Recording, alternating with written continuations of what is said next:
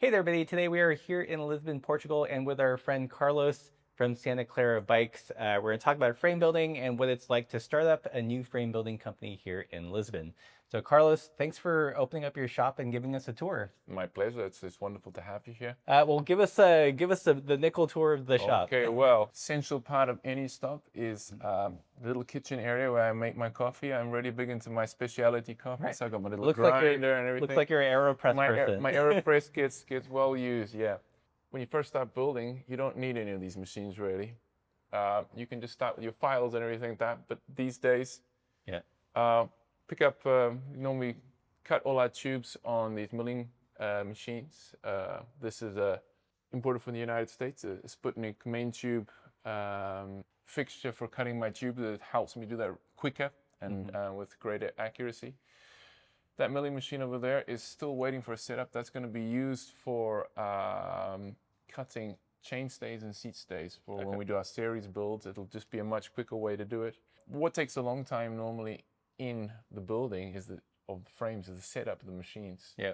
Changing it for one cut, another cut, changing the size of your hole saw, which are these things for the different diameters of the tubes. Yeah. All these things take time, and that's where you can have inaccuracies because you accidentally knock something and that gets out by a bit. Then that cuts completely off center.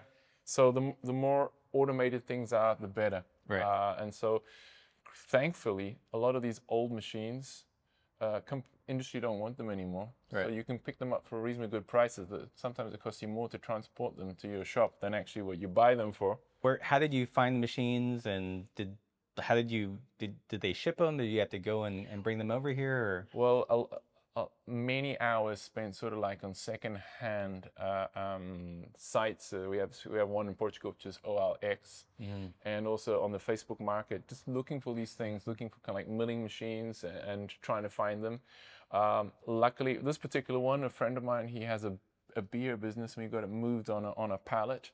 So he managed to get that shipped for me. So we got your mills. What's this? It's frame jig. This is a really lovely Sputnik frame fixture, which actually hasn't been used by me yet. I've only just managed to set it up, and there's a few bolts missing and stuff. I haven't managed to pick this up secondhand, but it's great, and I've just got my new rolling stand as well. So you were telling me about the stand. You had a friend build it. That's right. I had a friend of mine up in Aveiro built it.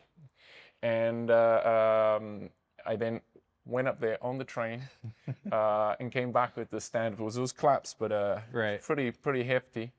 I do know that. Did you get any weird looks when you brought it on the train, or? I think a little bit. I was careful though to make sure that I booked a bicycle place for it. So then I put it into the bicycle bay, and luckily there was not a second bike because I don't think it would have fit in the place. And Uber driver, when I got to Lisbon, was a little bit like, "What is this?" kind of thing. So you've got one frame jig over there, and it looks like you've got a second one. That's right. This is the one I started off with. My really good friend, Pedro Santana from Velo Octopus, helped me with the company he works with. I'm trying to think of their name, the CNC company, Sector. They did a lot of the machining of the small parts. This is based on what is it? It's a jig that is designed by a great guy from Finland.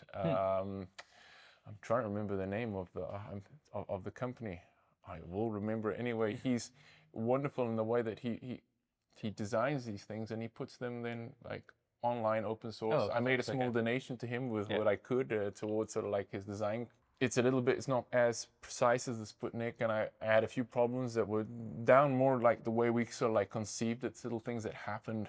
This tower here, which does the holds the dummy axle, it could twist a tiny bit. You'd tack a frame or prepare everything to put it in. Things weren't working out. Why is it not fitting in properly? And then realize. So sometimes you got to get to know your jig and work out why certain errors come in and don't.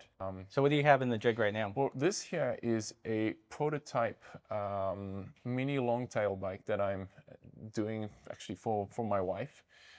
It's going to have a rear electric motor. It's going to have a battery that gets fixed right behind the seat tube over here in a water bottle kind of case. It's going to have quite a long chain stay, 530 millimeters. So it's So it's a mini long tail. It's going to have a 24-inch rear wheel and a 27.5 front, so like the 650. Interesting. So just to give it a lower center of gravity, and ensure when my son is on the back that he's really secure. And I try to do like a step-through design for it. Be able to step through, because I found out the hard way on my bike that when you have a child in the back, you can't just flick your leg over the saddle. I've become very good at doing the kind of like foot over the handlebar thing to get on, but if you can just step through, it just makes your life a lot easier. And the butting markings, or is this that's right. So when you get like a plain tube, are they pre-marked where the width changes, or do you have to measure it? No, well, when you get a tube, I'm not sure. Let me see if this particular one still has its number on it or not, if we can see it. I think I might have cut that one off because of the way, but you can actually you can see it on this head tube here. Reynolds marked them. Okay, so you got the tube's reference, and the side. In fact, you can see it over here. The side of the marking tells you how the butting works, and then they will. In fact, I've written over here, 175, 50, 175, 50, 200, and that'll tell me that from that edge down to there, I got 175, then I got 50 millimeters transition. This is my unbutted area and everything. What I do is I have a kind of like a two-pronged system to do it. I will measure, I'll check, I'll do that, but then I'll go grab here. I've got a little tool. This is called a butt checker, and so you clamp it into your vise, and then when you place the tube in here, it can detect just the small differences in the thickness of the tube, and you can double check that. And that has proven to be quite useful. Right. This particular tube, for example, when I first used it on another bike, Reynolds had changed their button profile. Yeah. And the next time I'm going, hold on, but what I'm getting, the readings I'm getting are different. And they go, oh, hold on, yeah, so we have to update it. Luckily, it wasn't anything that would have been compromised the safety of the frame. In fact, it was the opposite. It was a much longer butted area. But yeah, so I'll use it. This is just a way of just to make sure that everything's okay. I mean, right. So this looks like a flat reference plane. That's right. This is my alignment table, which in an ideal world would not be cluttered. But it's great for like when I'm putting on tube blocks and things like that, just to make sure that I've got everything right. And it's got that's how when I want to do my alignment, I clamp my frame in there on the bottom bracket, and I can then check the alignment, and then you can do a little bit of cold setting of the tack frame. Yeah. Don't want to push too hard, because then you can break your tacks, and you got to go back to the jig. Yeah. But yeah, and then you brace the frame outside of the jig. Yeah. Because it's always going to move a little bit. Very expensive piece of kit. It's a welding table, but yeah, like you wouldn't think. It looks just like a big metal cheese plate, but no, there's a lot of money invested in that piece of steel. Yeah. In my attempt to be really organized and I have it all set up, I've got my tools for the building part, when I'm going to be doing my filing and stuff like that. Different size files for different size tubes. Yeah. Then for the kind of like the post build, my bottom bracket cutter and facer. The guy from Cobra, he kind of like said, if you can't find a tool in 2 minutes, you don't have it. Right. So in a real attempt to be kind of like as organized as possible. Yeah. I have things up, and I try and keep a golden rule of you remove it, you put it back into place. As you can see, I now know that one of my it's gone rogue. It's gone rogue. I know where it is, so that's okay. Well, let's talk bikes. Santa Clara, the brand, it's fairly new, right? Like since this year? Yeah. Yeah, well, in fact, I can talk about this particular bike because this bike is part of the story. I was working as a teacher, music teacher. I'm a musician as well. And I'd always been interested in custom builds because being a rather tall person, there was a certain time when I could only get frames big enough for myself if it was custom made. So I had a custom made Didacia Zero TIG welded frame from 1999, built by a small company in Liverpool that have subsequently closed, unfortunately. I was always fascinated with kind of like the bike building thing. I started thinking of, maybe I want to try build bamboo and everything. And then I discovered, and then I found a guy in Madrid, Andres, he's got a school called ETB. But I eventually managed to go there in August. I think it was 40 degrees every single day. And this particular frame I built in his workshop. Oh, nice. So under his guidance and his tutorage, I built this frame. And this was the very first one I did. I then built the second one, which I made a gravel for my wife. Came back and I still worked at the school, but somehow I had this bug in me, kind of thinking, I want to do this. I want to, and I started buying things, getting the jig, finding a small place to work in a friend's kind of like garage, and doing things like that, and building up slowly. And then school I was working at gave me an opportunity to change course, and I thought, hey, I'm going to take this. So I did, and yeah, so we've the name as such. I think we've had it for about a year and a half now, but you know, it's just been a little Instagram page. Now finally got a web page and got a company going, and you know, going from hobby to job or nightmare, whichever way we're going to see what's going to happen. So it's been kind of like the process. But you managed to do like an interesting collaboration in fairly short order with the brand Laser. Can you talk about that? That's right. So Laser and Roda Gira. Nuno Sota, who's the owner of Roda Gira, he came to me and he said, look, we want to make a couple of 3 gravel bikes. One is for a particular project, which was this one, which was I love cycling. A really lovely designer, Maria. She lost her mum to cancer, and she found comfort in cycling. That was her healing. And she was very grateful to cycling for getting her out of her depression, out of everything that she was feeling. And as she worked with Justo from Laser, they decided that they wanted to do this collaboration, and they launched a new line of clothing. There's some of these shirts and things like that, and the bike, beautiful. The paint was really gorgeous, and the design, everything on it was done by her. Yeah. And so that was great to have done that. We did 3 frames. 2 have been painted and are fully equipped and are on the road.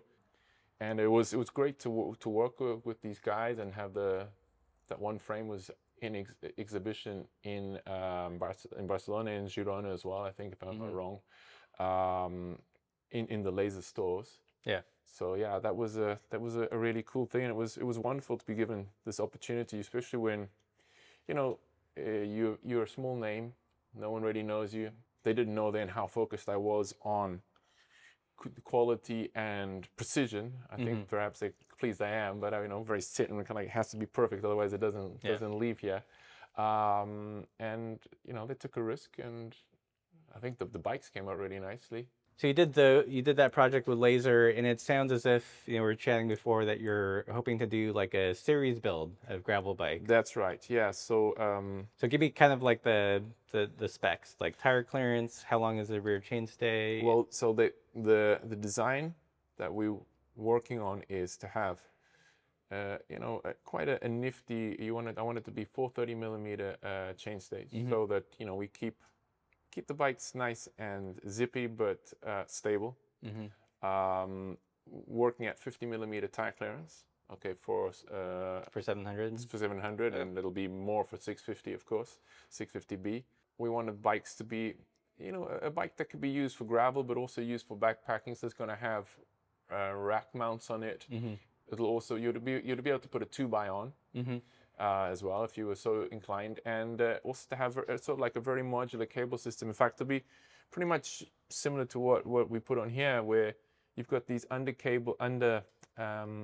down tube cable guides, which are bolted on by water bottle bosses, in fact. And the great thing about them is, depending on what system you want to use, you can just change those little bolt clips, and it means you don't have lots of cable guys brazed onto the bike that then you're not going to use. Right. In this case, I have an electronic group set. If you wanted to put on a mechanical, you just run your cable out there, have a double here, and it'll just go down down the frame to the back. And we're also going to include just a small little braze on here, a very discreet one, if you want to put on a front mech. We came up to the decision to actually do 2 sizes. Okay. Like an S and M and an M and L. Okay. So the important thing was making sure that on the S and M that our step over size of the top bar wasn't too big. Right. So that someone slightly smaller rider, medium stature rider will be able to. So you're doing a sloping top tube? So sloping top tube. The idea is to run the bike with a slightly slacker head angle and shorter stems. Be working with Keith from Reynolds. So the idea is to be building all the bikes with 725. Why use 725 specifically?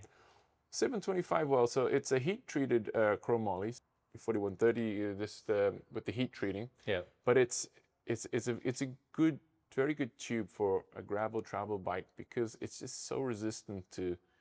Your bike falls over, you're not going to dent your top tube. It's just a little bit tougher, right. And it's a good compromise between price and weight. You're going to get a reasonably light frame, but at a good price. And I think that's the reason, 725. It's if I'm not wrong, I think the tubes are sourced more from the east, so they come in bulk, but they can also get slightly better prices on them. But it's just also knowing that you could. Reynolds is a name that's been there and around for a long time, and you got their stamp on your frame as well. What's the small frame building scene like in Portugal? Are there lots of you? No. We've heard that Aveiro is like a kind of growing as like a bike manufacturing like hub in Europe.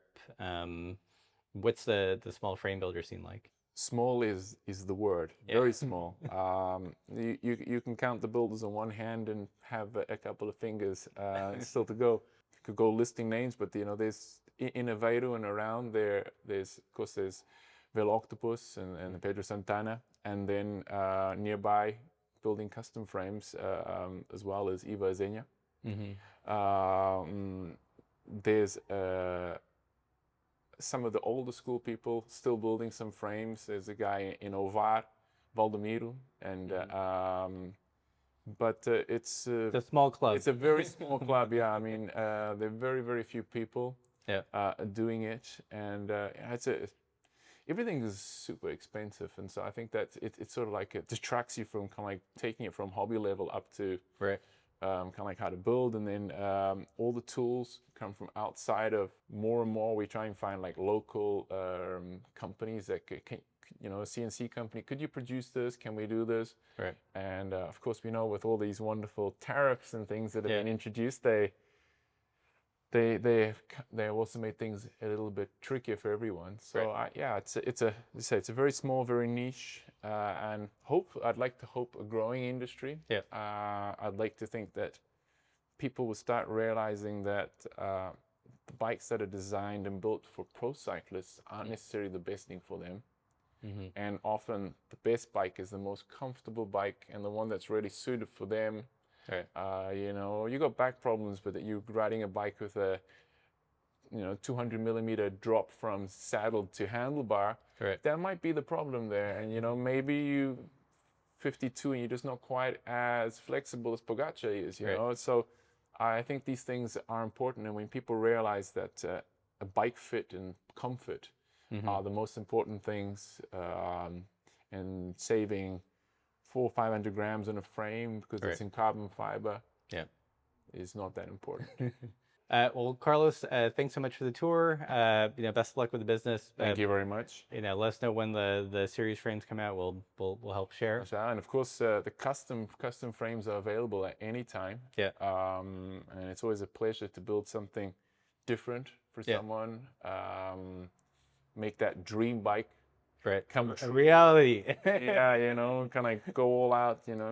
Yeah. People spend crazy money on bikes, so come spend that crazy money here. All right. All right. I'll put all the links below. As always, everybody keep the supple side down.